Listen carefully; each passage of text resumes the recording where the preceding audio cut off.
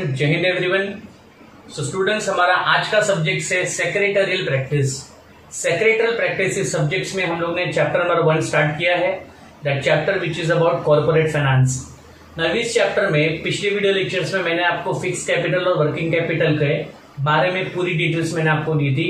हम कह सकते हैं कि short note on fix capital and short note on working capital, इसका डिस्कशन हमने पिछले लेक्चर में किया था।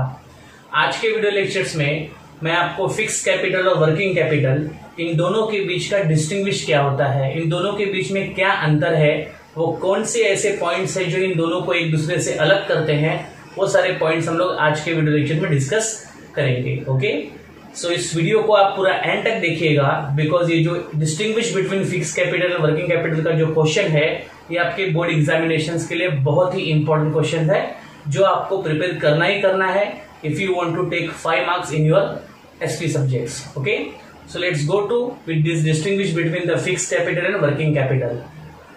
पहले हम लोग स्टार्ट करेंगे मीनिंग से, क्योंकि कोई भी डिस्टिंग्विश आप किसी भी थ्योरेटिकल सब्जेक्ट का जब आप लिखते हो तो always start any distinguish with the point of meaning. Meaning से ही आप हमेशा स्टार्ट करेंगे, तो यहाँ पर भी हम इस डिस्टिंग्विश को मीनिंग से स्टार्ट करेंगे। तो पॉइंट नंबर 1 आपका मीनिंग, जिसमें पहले हम फिक्स कैपिटल का मीनिंग क्या है वो समझते हैं कि fix capital is the amount of money which is invested in a business organization to purchase fixed assets. Okay, fixed assets को परचेस करने के लिए जो भी कैपिटल, जो भी अमाउंट आप बिजनेस में इन्वेस्ट करोगे, उसे हम लोग कहेंगे फिक्स्ड कैपिटल। अभी फिक्स्ड असेट्स का मतलब क्या होता है? जो असेट हमारे बिजनेस ऑर्गेनाइजेशन में लॉन्ग पीरियड के लिए इस्तेमाल किए जाते हैं। For example, land and building, machinery, furniture, equipment, motor van, motor car etcetera, ये सारे वो असेट्स की लिस्ट है। जो सारे असेट्स हम लोग फिक्स असेट्स की कैटेगरी में लाते हैं, और इन्हीं असेट्स को परचेस करने के लिए, इन्हीं असेट्स को बिजनेस में लाने के लिए हम जो पैसे इन्वेस्ट करेंगे उसे हम लोग कहेंगे फिक्स्ड कैपिटल। सेकेंड जो है वर्किंग कैपिटल, उसका मीनिंग क्या है? So working capital is the sum of, या working capital is the total of all the current asset in a business organization. तो बिजनेस में जितने भी करंट असेट्स होते हैं, नो करंट असेट्स का मतलब क्या होता है कि जो असेट हमारे बिजनेस ऑर्गेनाइजेशन में शॉर्ट पीरियड के लिए होते हैं, जो असेट हमारे बिजनेस ऑर्गेनाइजेशन में होते हैं for the period of less than कितना 1 year, in the form of cash, in the form of inventories, in the form of receivables. Cash मतलब जिस कैश के मदद से हम लोग अपने ओवरहेड्स पे करेंगे, तो हमारे पास हमेशा कैश के रूप में भी कुछ बैलेंस अवेलेबल होना चाहिए, जो कि वर्किंग कैपिटल का पार्ट है। इसके साथ ही साथ हमारे पास स्टॉक मेंटेन होना चाहिए, रॉ मटेरियल का as well as finish goods का। उसके साथ ही साथ हमारे कुछ रिसीवेबल्स जो हमको हमारे कस्टमर से मिलने वाले हैं, ये सारे अमाउंट्स को हम लोग अगर ऐड करेंगे तो we will get current assets, और इस करंट असेट्स के टोटल को हम लोग कहेंगे वर्किंग कैपिटल। ओके, तो आपने देखा यहाँ पर कि दैट फिक्स्ड कैपिटल में we are focusing on the fixed asset, and working capital में we are focusing on the current assets. Okay, so the collection of fixed assets, so the total amount of fixed assets is called as the fixed capital, and the total amount of current asset is called as the working capital. Okay, second distinguished point इनके बीच का है nature. Now fixed capital का जो nature होता है वो permanent nature का capital होता है, जो बिजनेस में long time तक यूज किया जाता है। So fixed capital का nature कैसा होता है? permanent nature का। उसी प्रकार वर्किंग कैपिटल का जो नेचर होता है वो सर्कुलेटिंग कैपिटल नेचर है, जो हमेशा चेंज होता रहता है, वो परमानेंट नेचर का नहीं होता। नो, यहाँ पर वर्किंग कैपिटल को सर्कुलेटिंग कैपिटल का नेचर क्यों कहा जा रहा है? क्योंकि वर्किंग कैपिटल जो होता है वो सर्कुलेट होता रहता है। किस तरह से? तो उसके लिए आपको ये डायग्राम समझना होगा कि जैसे एग्जाम्पल, हमारे पास वर्किंग कैपिटल अवेलेबल होता है in the form of cash. Okay, उस कैश को हम लोग कन्वर्ट किस में करते हैं? रॉ मटेरियल में, क्योंकि जब आपके पास कैश होगा तो ये आप अपने बिजनेस में रॉ मटेरियल लेकर आओगे। फिर इस रॉ मटेरियल से हम लोग इसको कन्वर्ट करेंगे फिनिश गुड्स में। फिर फिनिश गुड्स को जब हम मार्केट में क्रेडिट पे सेल करेंगे, एज्यूम करो कि यहाँ पर जो सेल है वो क्रेडिट सेल है, तो जब हम इस फिनिश गुड्स को मार्केट में क्रेडिट पे सेल करेंगे, तो क्रेडिट पे सेल करने से हमें वो फिनिश गुड्स का अमाउंट कन्वर्ट किस में होगा? डेटर्स में, जिसको हम लोग रिसीवेबल्स भी कह सकते हैं। और after the some period of time वो डेटर से जब हमें अमाउंट कलेक्ट होगा तो वो फिर से कन्वर्ट किस में हो जाएगा? कैश में। अगेन कैश से किस में, रॉ मटेरियल में, रॉ मटेरियल से फिनिश गुड्स में, फिनिश गुड्स जब आप क्रेडिट पे सेल करोगे तो वो डेटर्स या तो रिसीवेबल में कन्वर्ट होगा और after some period of time it will again converted into cash. तो यहाँ पर आप देख सकते हैं कि जो कैपिटल है वो यहाँ पर सर्कुलेट होता जा रहा है, वो एक फॉर्म से दूसरे फॉर्म से तीसरे फॉर्म में इस तरह से कन्वर्ट होता जा रहा है, इसलिए हम वर्किंग कैपिटल को कहेंगे सर्कुलेटिंग कैपिटल नेचर। ओके, तो ये सेकेंड पॉइंट आप याद रखिएगा कि that fix capital permanent capital nature दिखाता है और जो कि वर्किंग कैपिटल जो होता है वो सर्कुलेटिंग कैपिटल नेचर के अंतर्गत आता है। ओके, थर्ड आपका है पर्पज।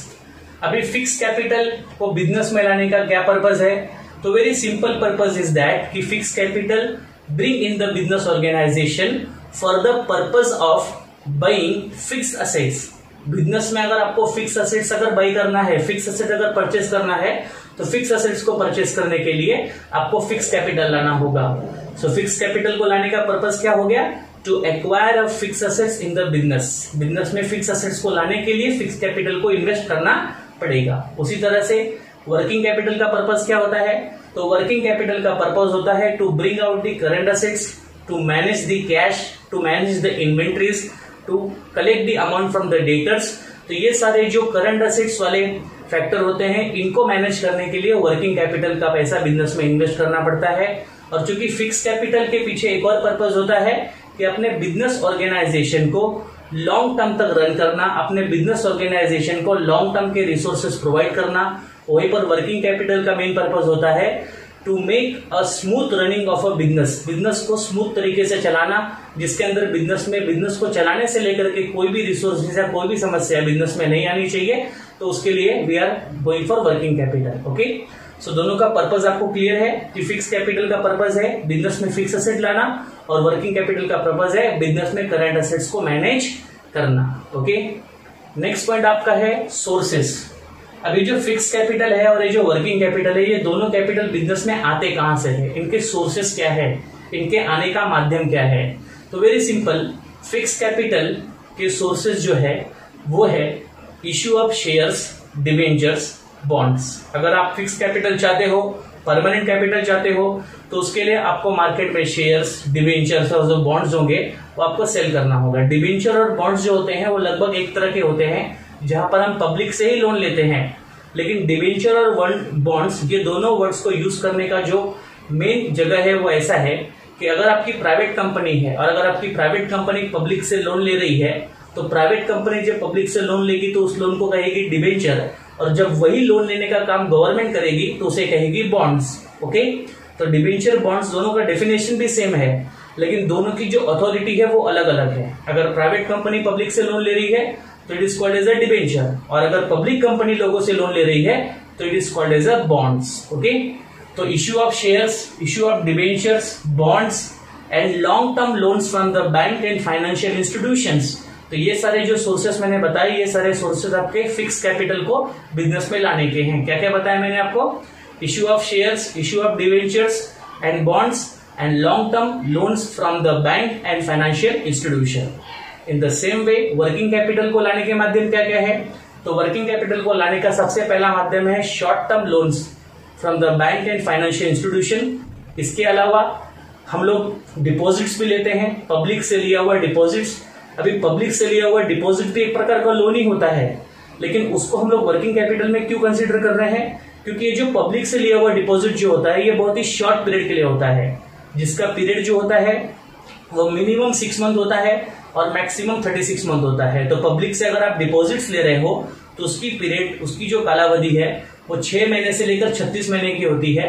तो ये जो शॉर्ट टर्म के लिए हम जो फाइनेंस अरेंज कर रहे हैं उसका इस्तेमाल वर्किंग कैपिटल में करते हैं, और जो लॉन्ग टर्म के लिए फाइनेंस हम लोग अरेंज करते हैं उसका इस्तेमाल जो है वो हम लोग फिक्स कैपिटल में करते हैं। ओके, तो फिक्स कैपिटल के लाने के सोर्सेस मैंने आपको बताया, issue of shares, issue of debentures, issue of bonds and long term loans from bank and financial institution.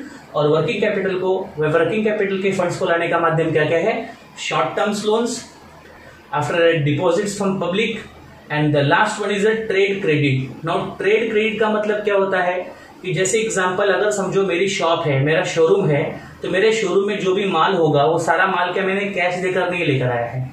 उसमें से हो सकता है कि 70% जो माल मेरे गोडाउन में है या मेरे शोरूम में है वो मैंने क्रेडिट पे लेकर आया है, कि मैं उधार पे लेकर आऊंगा कुछ पीरियड के लिए और उसको सेल करूंगा, और सेल करने के बाद जो पैसे मेरे को आएंगे वो पैसे मैं मेरे सप्लायर को दे दूंगा।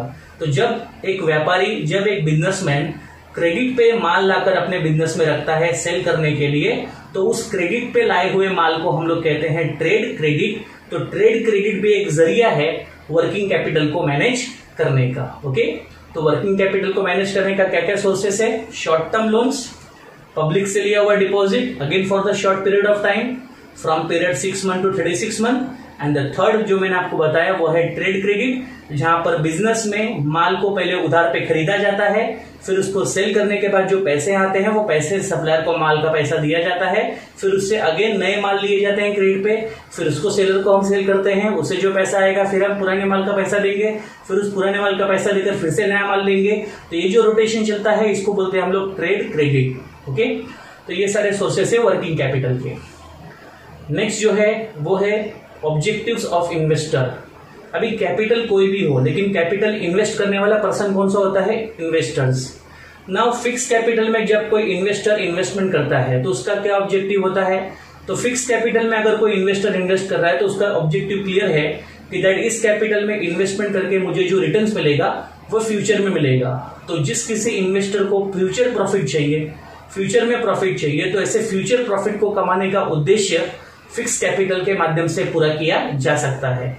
लेकिन जिस इन्वेस्टर को शॉर्ट टर्म में इमीडिएट रिटर्न्स चाहिए, जल्दी पैसा उसको रिटर्न्स चाहिए, तो ऐसे केसेस में वो इन्वेस्टमेंट कहां पर करेगा? वर्किंग कैपिटल में। तो I mean to say that कि अगर इन्वेस्टर फिक्स कैपिटल में इन्वेस्टमेंट करता है तो उसका ऑब्जेक्टिव होगा फ्यूचर में प्रॉफिट अर्न करना। लेकिन जब इन्वेस्टर वर्किंग कैपिटल में पैसे इन्वेस्ट करता है तो उसका ऑब्जेक्टिव होता है इमीडिएट रिटर्न्स पाना, तुरंत उस पैसे को कैश में कन्वर्ट करना। तो इस तरीके से दोनों कैपिटल के अंदर ऑब्जेक्टिव ऑफ इन्वेस्टर डिफरेंट है। यहां पर फ्यूचर प्रॉफिट की बात हो रही है और यहां पर इमीडिएट रिटर्न्स की बात हो रही है। Okay, and the last point of distinguish between is risk. Now risk factor किस पे डिपेंड होता है? तो रिस्क फैक्टर डिपेंड होता है पीरियड और रिटर्न्स। ओके, अभी आप देख सकते हो कि फिक्स कैपिटल में पीरियड ज्यादा है, पीरियड बहुत ज्यादा है और अमाउंट भी बहुत ज्यादा है। तो जिस कैपिटल में पीरियड भी ज्यादा है और अमाउंट भी ज्यादा है तो वहां पर रिस्क भी कैसा होता है? ज्यादा होता है। इसलिए फिक्स कैपिटल में रिस्क कैसा है? ज्यादा है। और वर्किंग कैपिटल में पीरियड भी कम है और अमाउंट भी कम है, मतलब वहां पर रिस्क भी कम है। तो रिस्क फैक्टर में अगर हम दोनों को डिस्टिंग्विश करते हैं तो फिक्स कैपिटल में रिस्क ज्यादा है और वर्किंग कैपिटल में रिस्क कम है। तो आपका पैसा अगर फिक्स कैपिटल में इन्वेस्टेड है तो you have to go for more risk, और अगर आपका पैसा अगर वर्किंग कैपिटल में है तो you have to go with less risk. Okay, यहाँ पर मोर रिस्क क्यों? अगेन मैंने आपको फिर से बताना है कि यहाँ पर जो फिक्स कैपिटल का इन्वेस्टमेंट है वो लॉन्गर पीरियड के लिए, मतलब यहाँ पर पीरियड भी ज्यादा है और अमाउंट भी ज्यादा है, तो यहाँ पर रिस्क ज्यादा है। और वर्किंग कैपिटल में रिस्क कम क्यों है? क्योंकि यहाँ पर वर्किंग कैपिटल का पीरियड भी शॉर्ट होता है, ठीक है ना, और यहाँ पर अमाउंट भी कम इन्वेस्ट होती है, इसलिए यहाँ पर रिस्क कम है। दोनों के बीच के रीजन को समझना इज वेरी इंपॉर्टेंट। मैं सिंपली कह दूंगा यहाँ पर हाई रिस्क है, वहां पर लो रिस्क है, लेकिन क्यों हाई रिस्क और लो रिस्क क्यों है उसका रीजन आपको समझना बहुत जरूरी है। ओके, तो इस तरीके से मैंने आपको पूरा डिस्टिंग्विश बिटवीन फिक्स कैपिटल और वर्किंग कैपिटल समझा दिया है। Please go through with distinguish between, make your notes.